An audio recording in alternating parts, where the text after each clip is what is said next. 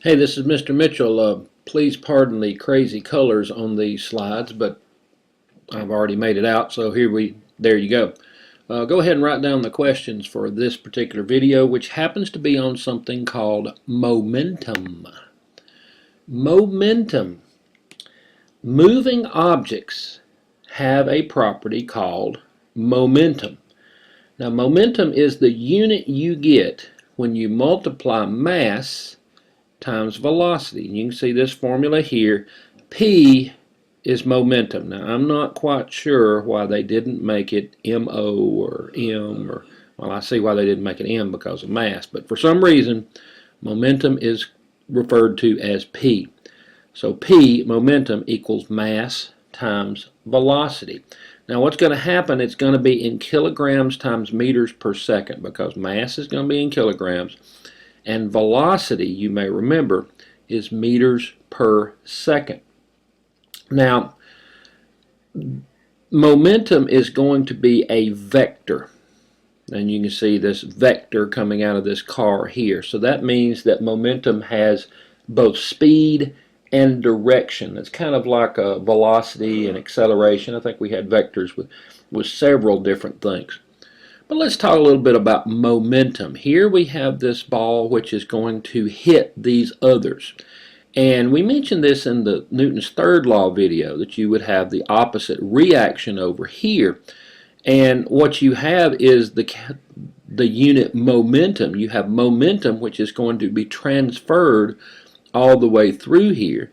And that's the quality which makes it possible to have that reaction there. Well, let's start the analogies. What if you were to roll a tennis ball and a bowling ball against a wall made of glass? Well, you know what would happen. That the tennis ball probably would just bounce right back, and the bowling ball, it could even crack the glass, just depending on how much velocity you had going with it. But you can use these to kind of see about this formula here, because you know that the mass of a bowling ball is much higher than the mass of a tennis ball. So if you use the same velocity, I'll just pick something, maybe a 2 meters per second. If you roll both of these at 2 meters per second, plug 2 in here, the mass is going to be much higher for the bowling ball. So the momentum is going to be much more for the bowling ball than it is for the tennis ball. And they're going the same speed, but the mass is what's going to be the difference. And that's why you have more destructive power with the bowling ball, because of the mass, as opposed to the mass of the tennis ball here. So what you'll end up having to do, even if you were to, I guess if you rolled the bowling ball really slow, you gave it very little velocity, very small amount of velocity, say 0.1 meters per second.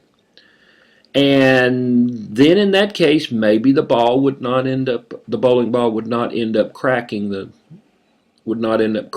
glass. But if you were to throw this tennis ball really fast, really increase its velocity, well, I suppose if you were to get it to 100 miles an hour maybe, then you have a shot at cracking this. So the only way that you can have the same amount of momentum is to really increase the velocity for the one that has very little mass, and really slow down the velocity for the one that has the large amount of mass. And if you could get more destructive power out of this tennis ball by throwing it really fast, then it would actually have more momentum. But you can imagine it's just not going to happen that often in the real world. Okay, still got the formula right here. Why don't we calculate some of these? Okay, so we're looking to find P, and I will put in purple for P. P equals m times v, so mass and velocity. Calculate the momentum of a 11.35 kilogram. Hey, that's the mass. Wagon rolling down a hill at 12 meters per second. Oh, that's pretty simple. So you have the mass is 11.35. Multiply that times 12 meters per second. Should have put kilograms right here. I'll just kind of squeeze it in. And 11.35 times 12. Why don't I go to my handy dandy dashboard. 11.35 times 12 equals 136.2. 136.2 what? Well, kilograms times meters per second. Now this is not going to be in newtons, because newtons is kilograms times meters per second squared. So you just have to leave it at kilograms times meters per second. Maybe they can name it after you someday. But up until then, you're going to put kilograms times meters per second. Oh, let's look at this next one. Calculate the momentum of a 0.15 kilogram ball that's moving toward home plate at the velocity of 40 meters per second. Hey, that's exactly the same thing. You got P equals mv.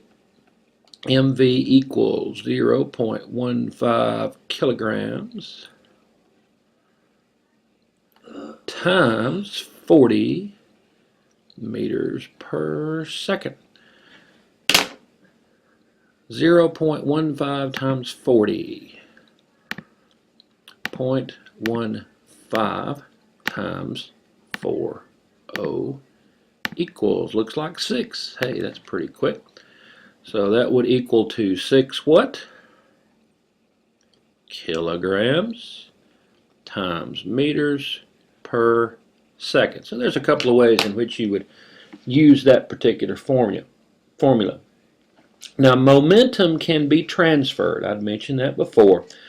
In collisions of equal-sized objects like these, in collisions of equal-sized object, it goes from one to the next, kind of like it's an interstate car wreck. You have one car run into another car, which runs into another car, which runs into another car, and you have several cars that end up have that momentum gone through them, and several cars in the wreck. But there are times when you have two objects that have different masses colliding. Kind of like here. Well, kind of like down here. I guess before we get to the ones with different masses, see, this one has one different mass and this one has another. Before we get to those, let's just remind you of these. We've got two of equal masses that go together. They hit each other and they go back. You may remember Newton's third law. For every action, there's an equal and opposite reaction. These actions are going in, and the reactions mean that they are now going out. So if they're of equal size, then you're going to have pretty much equal distance. They would bounce off of each other. Now in this case, we have an equal sized car tracks, what's this called? Railroad cars. Well, one of them is going a velocity. So if you have P equals m times v, then you could calculate what the momentum is for this, because the velocity is 10 and you just put the mass times 10. Now here the momentum would be nothing, because if you put 0 in for this velocity, it doesn't matter how heavy it's going to be, it'll end up being 0.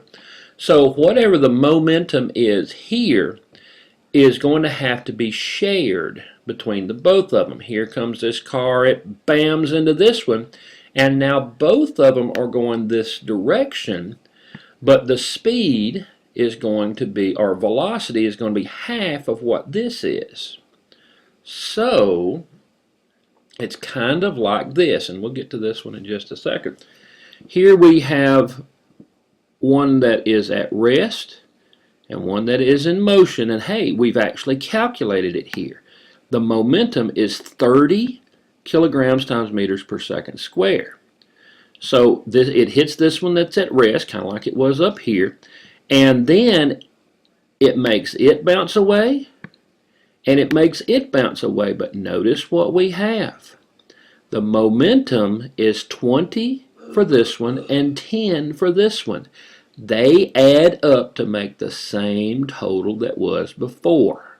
There's going to be a little conservation of momentum here, and we'll get to that in just a second. But what about these two that have different masses? These two that have different masses have a similar thing happen to them, where one is going to go this way after the collision, and the other is going to go this way. But notice the one that is smaller has a longer line or vector with it. So kind of the principle is when two objects of different masses collide with momentum, the one with the biggest amount of mass, has a different change of velocity than the one with the smallest amount of mass. You know that the ones with masses are harder to get moved, so the smaller one would end up moving more. The ones with the greatest amount of mass would move less. So no matter the size, when objects collide, there's a velocity momentum change. But notice the total momentum doesn't change. It is just redistributed amongst what is colliding together. So because of Newton's third law, we know that objects are acted upon by equal and opposite forces. So there is going to be conservation of momentum. That is kind of an extension of this law, the fact that you have some conservation of momentum. Now there's another process here that I want to try to get going here. Let's see if there's anything I'm missing in my notes. Okay, occasionally you'll have one moving object hit another. Here we have this taxi which is moving, and it hits an object that is not moving. Now notice this object does not end up moving even after it's hit, and it may appear that there is not a conservation of momentum, but there is. The result happens that they stick together, but notice it has bent the pole. So the conservation of momentum is still intact. I guess I should go this way with the arrow. The momentum does transfer to the pole in the movement in which it is bending. You still have that same amount of momentum, even though momentum eventually will stop it, but it's transferred initially over to this pole. So some of the momentum spreads out through the bending. But there is an occasion where the momentum is not conserved. And here's an example of it right here. Firefighters apply an outside force. They're holding this hose. As you know, the water comes out this way. The hose is going to recoil back this way. I'll use a different color. So you have the action and the equal and opposite reaction here. But these firefighters are pushing it this way. They're just holding on to it to make sure that it doesn't recoil back the other way. But in doing so, they're adding a force to it. So that force absorbs some of the momentum and technically makes it not true, where you have momentum conserved there. So I guess what would be the best thing to say is right down here at the bottom, when there is an outside force on a system, momentum is not conserved. So I'm hoping you'll be able to calculate momentum and kind of understand that the mass and the velocity times each other is going to end up making the momentum. You have to have more mass, you have to have more velocity to kind of make things equal out, you might say. Well, I hope you've learned these principles. Make sure you finish the question.